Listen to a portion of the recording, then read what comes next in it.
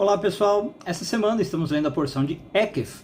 E uma das coisas que a gente pode falar muito sobre a porção de Ekef, mas por incrível que pareça eu acho que eu nunca fiz um vídeo sobre isso, e aí eu decidi fazer, é sobre ética, né? E queria falar em especial sobre a ética como ela é vista na filosofia e na Kabbalah. Eu não sei se vocês sabem, eu tenho feito faculdade de filosofia, né? Uma segunda graduação minha. Então eu queria aproveitar para a gente tratar um pouquinho desse tema. Bom, vamos começar do começo, né? O que é a ética? Ética é um ramo da filosofia, uma área de estudo da filosofia, que vai tentar entender quais são os princípios que guiam o comportamento humano, né? Então é assim, é uma área da filosofia que vai pensar como é que eu defino o que é certo ou errado, o que é justo, o que é injusto, né? Como é que eu qualifico as ações humanas em relação ao seu ambiente, ao outro, né? Então a ética ela vai tentar desenvolver, se é que precisa desenvolver, tem alguns ramos da ética que dizem que não, tenta desenvolver normas, né, ou regras que vão orientar as pessoas na hora de agir. E falar, olha, isso é certo, isso não é certo, faça assim ou não faça assim, né? Sempre visando uma convivência harmoniosa, né, uma convivência com o grupo harmoniosa. Agora, claro que isso não é fácil, você definir o que é certo, o que é errado, como é que faz. Então você tem escolas dentro da ética, e por isso que eu queria fazer o vídeo, para falar que na filosofia tem as suas visões e na Kabbalah tem a sua visão, né? Então, eu acho que tem umas 3 principais teorias da ética, né, que eu queria começar mencionando com vocês, não na Kabbalah, interessantes da gente pensar, né? A primeira é conhecida, talvez a mais moderna, né, chama ética deontológica. Não se preocupem com o nome, né? Mas o que significa ética deontológica? É uma ética que ela é focada no cumprimento dos deveres e das regras estabelecidos numa sociedade, tá? Que o cidadão cumpra as leis estabelecidas na sociedade. Então, para esse tipo de ética, a ação vai ser considerada correta, né? Eu vou falar que você está agindo de maneira certa se ela estiver seguindo uma regra ou um dever moral. E aqui tem uma coisa importante, independente das consequências. Então eu vou dar um exemplo. Um dos, como eu posso falar, dos pais dessa ética é o filósofo Immanuel Kant, né? No livro dele A Crítica à Razão. E ele fala o seguinte, por exemplo, dizer a verdade, vai dizer o Kant, é uma obrigação moral. As pessoas têm que dizer a verdade. A maioria das sociedades tem isso como um valor. Então, uma pessoa tem que dizer a verdade, porque é uma obrigação moral, em qualquer circunstância, mesmo que isso cause um mal maior para a pessoa ou para os outros. Então, o velho exemplo que o Kant dá, ele mesmo cita e fala que teria que agir assim, é assim, vamos supor que você está um dia na sua casa, entra um amigo seu desesperado e fala assim, não, eu estou sendo perseguido, sei lá, por terroristas, me ajuda a me esconder, tá? Aí você ajuda, põe seu amigo lá no armário, sei lá. E aí, os terroristas, depois de um tempo, batem na sua porta e perguntam, tá? Você sabe onde está o fulano? Se o fulano está escondido? Você sabe que os terroristas querem fazer mal para aquela pessoa, estão perseguindo seu amigo. O Kant diria que você tem que dizer a verdade, tá? Você tem que falar para os terroristas, eu sei onde está e o fulano está lá, porque mentir é sempre errado, percebe? Então, para o Kant, você tem que fazer o que está escrito nas regras, independente das consequências. Ainda que assim você talvez esteja deixando o seu amigo na mão dos terroristas. Por oposição a essa escola, existe justamente uma escola que fala que a ética é baseada nas consequências. Ética consequencialista, né? Ou seja, eu vou avaliar se o seu ato é moral ou não, se o seu ato é correto ou não, baseado nas consequências do que o seu ato gera, tá? Então, a ação correta, nesta visão da ética, é aquela que produz o maior bem possível, ou pelo menos o menor mal possível. Então, mesmo exemplo, se alguém está escondido na sua casa, né? E aí vem um grupo de terroristas mal intencionado, bate na sua porta, pergunta onde essa pessoa está.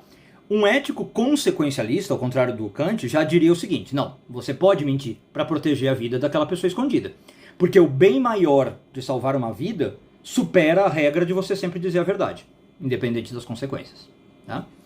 E existe um terceiro caminho, veja que agora eu não estou falando o que a Kabbalah diz, hein? Estou dizendo as histórias da ética aí no mundo, tá? Os filósofos.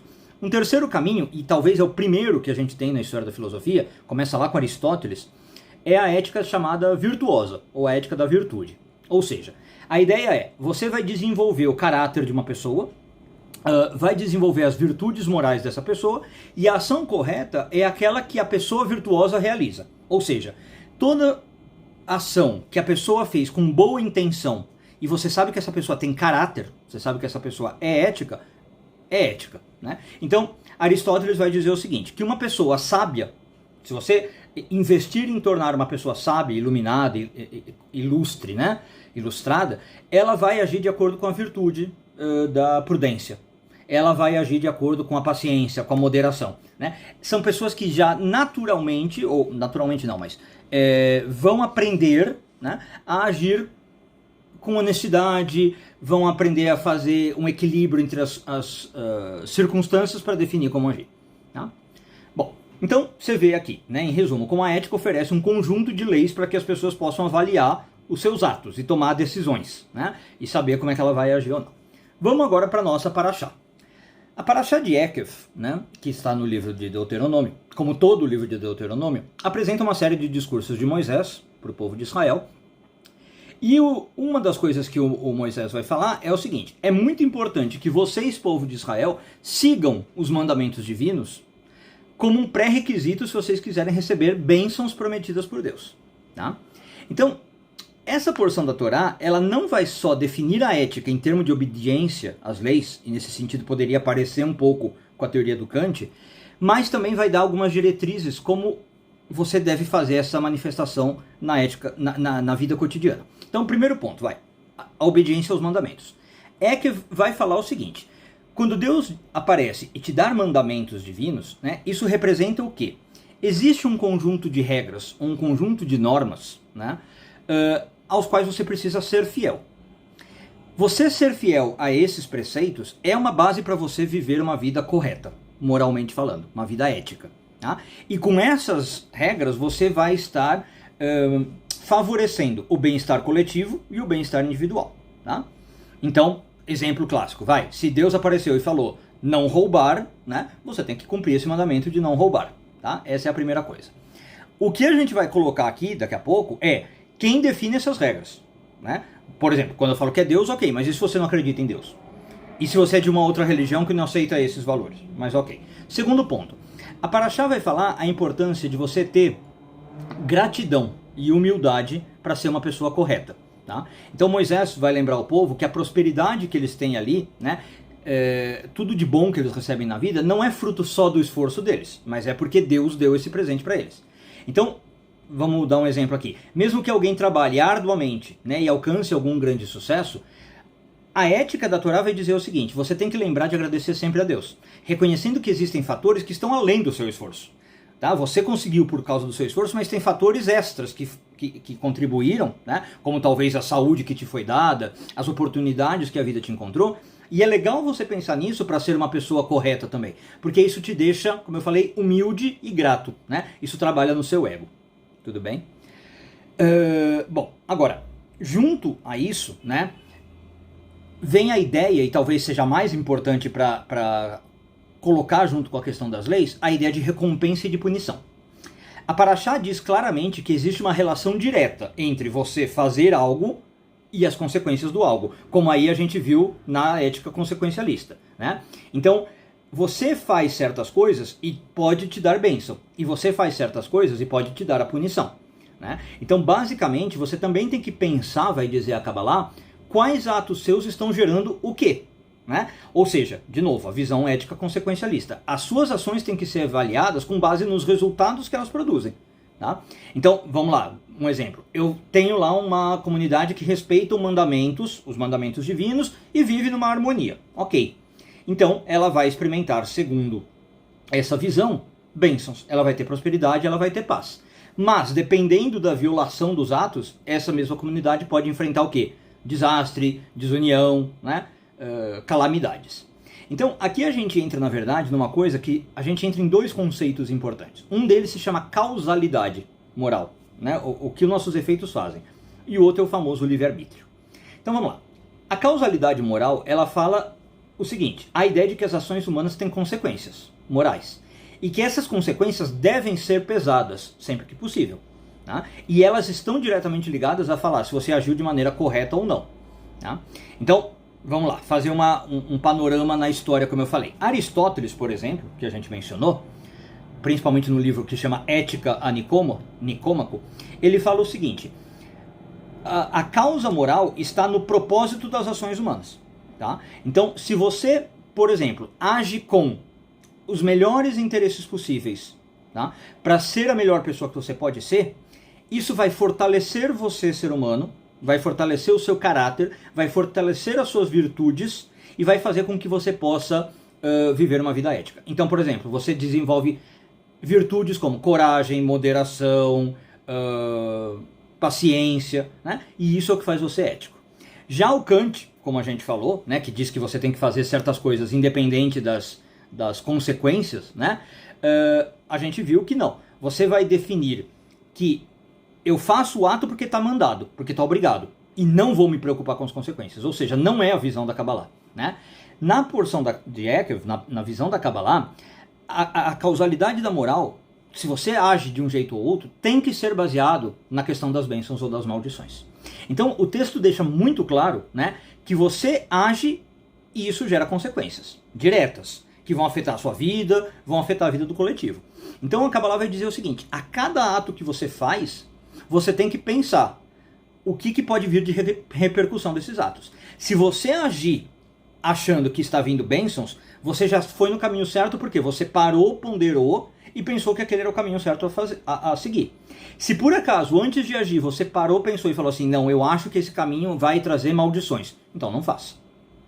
Tá aí a importância de você pesar sobre os seus atos, ponderar sobre os seus atos. E por isso que eu falei que isso entra no conceito de livre-arbítrio, né? Que vai falar o quê? O quanto os indivíduos são capazes de tomar essas decisões de forma independente, né, pensando nas coisas, ou se na verdade eles não conseguem e existem causas externas, né, se as coisas já estão pré-determinadas.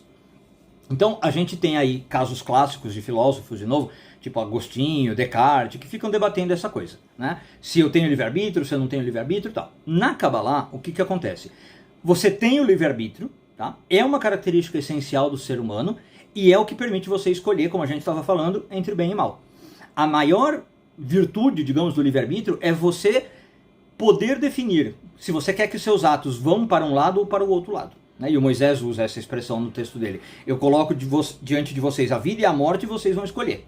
Agora, essa liberdade que você tem, ela talvez não é ilimitada, vai dizer a Kabbalah.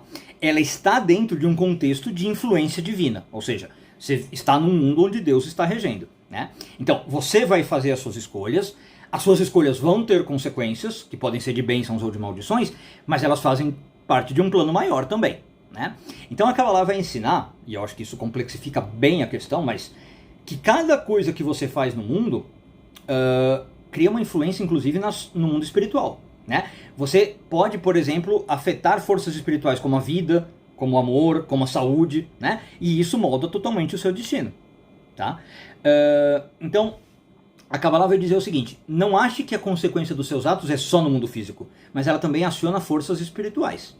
Então, quando você para pensar nisso, a responsabilidade humana nos atos fica muito maior, né? E é por isso que Moisés fala diretamente nessa porção para o povo de Israel pensar nisso, que é algo extremamente difícil, e falando o seguinte: olha, lembre que vocês têm poder de escolher, né, entre, por exemplo, se querem seguir os mandamentos divinos ou não, e saibam que a cada escolha que vocês fazem, existem consequências com as que vocês têm que arcar. Tá? Então a escolha de seguir algo ou não, de cumprir uma lei, não é só a consequência imediata, mas também a consequência espiritual. Tudo bem? Então esse é o cerne da questão que Moisés quer passar para nós.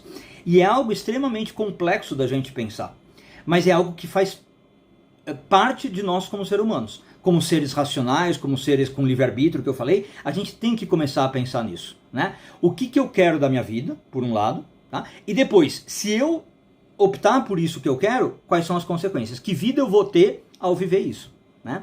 Então eu preciso reconhecer tanto a importância do livre-arbítrio como a da causalidade. O que eu vou causar com as minhas escolhas. E as interações, né, entre espírito e físico. A ética cabalística, então, ela não é só sobre você ficar tomando decisões racionais.